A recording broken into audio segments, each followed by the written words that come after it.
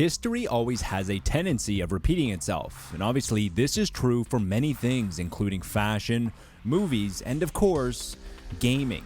And when it comes to rebooting video game franchises, I think the reasoning is fairly simple. There is much less risk involved, and usually, rebooting a series means that the franchise was once beloved but has since fallen from grace. One of the biggest trends in gaming is rebooting franchises. Sometimes, the world evolves and certain games just get left behind. And great examples of this include Tomb Raider, which saw a fantastic reboot in 2013 by Crystal Dynamics that not only spawned two very good sequels, but also rebooted the cinematic universe that essentially died with Angelina Jolie back in 2003. The point was that the Crystal Dynamic reboot changed the portrayal of Lara Croft from something much more than a curvaceous protagonist into a strong and smart independent woman who still ventures across the world in search of relics for preservation and always finds herself in the middle of world-altering tombs. Another game that comes to mind is God of War from 2018, which evolved Kratos from a single-note character into a father who has seen the error of his ways and is trying to put that life behind him and teach his son a better way of life. God of War in 2018 was easily the biggest game of the series, both commercially and critically, and in just the first year, God of War 2018 had sold over 10 million copies, and with PS5 upgrades and more people purchasing a PS4 since 2019, that number is much likely closer to 20 million. The final one that comes to mind is when Capcom rebooted the Resident Evil franchise with Resident Evil 7 Biohazard in 2017. Despite commercial success of the series up until that point, even with entries like 5 and 6, Capcom was obviously aware of the critical success of these titles as they were on the downslope. Resident Evil 7 tried to take the series back to its survival horror roots from the likes of 1 and 2 by placing you mostly inside one location with the Plantation House, which was similar to the mansion from 1 or the RCPD station from 2. The reboot worked as Resident Evil 7 and the games that have followed have not only sold extremely well, but have also been very highly rated from fans and critics. Games are very expensive to make, with modern titles like Cyberpunk 2077 apparently costing somewhere in the range of over $300 million to develop when you include marketing cost as well to get people informed and excited about your title.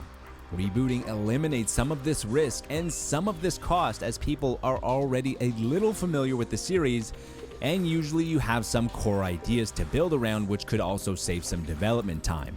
The recent remaster of Quake that was available for free if you already own the game on Steam or available on Game Pass in celebration of QuakeCon 2021 got me thinking about if bringing the series into the modern era would work. With rebooting games being more popular than ever, does it make sense to reboot the Quake series that started in 1996 and revolutionized the first-person shooter genre with 3D? Doom, despite not starting the first-person shooter genre, is kind of known as the Godfather due to how it took the mainstream by storm in 1993, building on what made Wolfenstein 3D as popular as it was. The massive success of Doom was followed up with a sequel in 1994 with ports and expansions on just about every system that was possible, including the family-friendly Nintendo 64 in 1997. Even Nintendo couldn't ignore the success of the violent and gory shooter. And after Doom 2, the series kind of went into development hell with constant rumors and speculation about when the sequel to Doom 2 would be released. 10 years later, in 2004, Doom 3 was finally released with a slightly different tone. In the process of trying to evolve Doom, id Software moved the series away from its signature fast-paced shooting and transformed it into more of a survival horror shooter with a flashlight. Doom 3 rebooted the series with cutting-edge technology and visuals, and despite the commercial success of selling over 3.5 million copies, which is great for 2004 and even is still great today, it was a far cry from the estimated 20 million copies that Doom sold in 1993. Doom 3 was divisive among fans who felt that the series was unrecognizable from what they had grown up with, and considering that being released 10 years after the original, it was likely that a lot of the original fans had moved on and grown up. First-person shooters had also deeply evolved, with games like Half-Life being released in 1998 that massively revolutionized the first-person shooter genre. Everything that is old is new again, and Doom went into hibernation until 2016 when id Software once again rebooted the series to what the original was known for in the first place. Doom 2016 took the core tenets of what made the series excellent, with loud, fast-paced demon slaying being front and center. Doom 2016 modernized the series, featuring glory kills, amazing visuals, an excellent metal score composed by Mick Gordon, and the blistering speed that once again needed to make a return to the genre, as every other first-person shooter at the time was plot-heavy and quite slow. Doom 2016 took a look at the gaming landscape and focused on its strengths. Not all reboots follow the same formula of circling back to the original and redoing what worked in the first place. An attempt to reboot Wolfenstein was actually made multiple times since its mainstream success with Wolfenstein 3D in 1992 by id Software. Technically, what most people know as the original Wolfenstein 3D was actually the third game in the series, with the first two being developed in 1981 and 1984 by Muse Software. However, the two titles from the 1980s are largely unknown to about 99.99% of the people, so when discussing the reboots of the series, we are going from the 1992 FPS as the first entry, and the first attempt at a reboot came in 2001 with Return to Castle Wolfenstein from Grey Matter Interactive, and once again, the series tried to be rebooting itself in 2009 with Wolfenstein from Raven Software, and both of these entries were very bland WW2 shooters that weren't trying anything new, felt uninspired, and as a result, just didn't resonate with fans.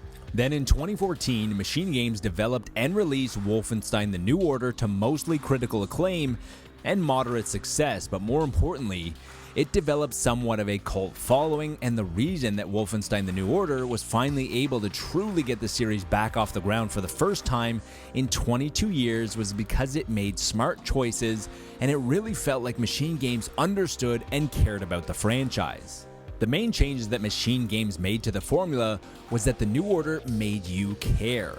There is the story that was interesting and had weight with an alternate timeline to World War II, with the Axis dropping a nuclear bomb on Manhattan, but more importantly, Machine Games made BJ Blazkowicz a character worth caring about.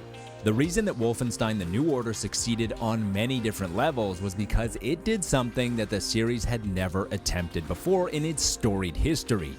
Machine Games was interested in creating a fresh storyline and developing a character worth building a game around. For the first time, BJ Blazkowicz was more than just a one-note character, or even in the original 1992 game, a one-dimensional photo. The reboot of both Wolfenstein: The New Order and Doom 2016 were published by Bethesda and helped position these respective franchises successfully, with sequels in both that have done extremely well commercially and critically.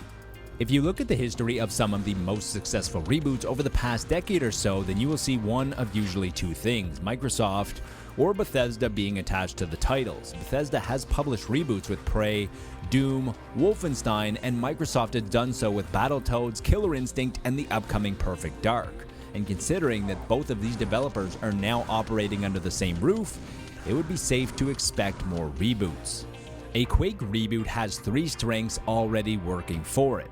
First, it's an id property, which is now currently owned by Microsoft, and we have seen their adoration for reboots. Second, 25 years later, the Quake series still has a very active community and an annual recurring interest from QuakeCon. And third, the story was never really a main pillar of the series, which means that there is carte blanche for the reboot.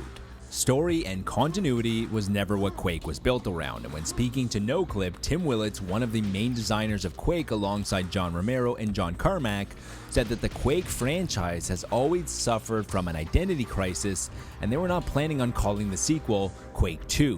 We had something amazing with Quake, but the story was kind of all over the place. This is actually a strength for the reboot because this means that the opportunity to take the franchise in a number of directions is a viable possibility, and that the chances of alienating long-term fans of the series is quite low.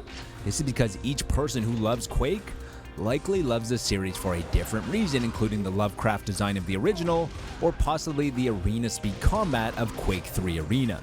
Tim Willits said that Doom was insanely influential, but if you look at what Quake did, It was actually the most influential game that id Software has ever made, from the true 3D engine, the client-server architecture, the explosion of mods, competitive gaming. It really influenced so much of what we play today, and despite the fact that Quake will never revolutionize gaming like it once did, there is still plenty of opportunity to revive the franchise in a meaningful way and bring the series into the modern era. Rebooting Quake is still a very risky proposition, but one that carries much less risk than starting a brand new IP from scratch. Quake has always been a series that evolved from single-player first-person shooter to arena shooter to free-to-play, which means that this series doesn't have an identity tied to a specific genre. Nowadays, the first-person shooter and online multiplayer genres are more cutthroat than ever, with great games failing for many different reasons, including Titanfall 2 that focused on single-player and Evolve that had a focus on asymmetrical combat. Over the years, we have seen numerous reboot attempts fail that should have succeeded based on earlier franchise popularity. There's been Turok from 2008 and Perfect Dark Zero that launched alongside the Xbox 360 that were both attempts to reboot beloved N64 titles. There's also been Thief from 2014 trying to reboot a 1998 PC classic, or even more recently with EA trying to reboot NBA Live multiple times in 2014 and 2018. Even though Quake Champions kept the series going in 2017 with another entry in the online arena genre with cult success, there is room for this series to go mainstream with a full reboot of story and characters, just like Wolfenstein: The New Order from Machine Games and Doom 2016 from id. The fact that Machine Games created some new content for the Quake remaster, it wouldn't be shocking to see Microsoft reboot Quake during the Xbox Series generation. If you enjoyed this video, please consider subscribing, leaving a like, and let me know in the comments below what series you would like to see rebooted.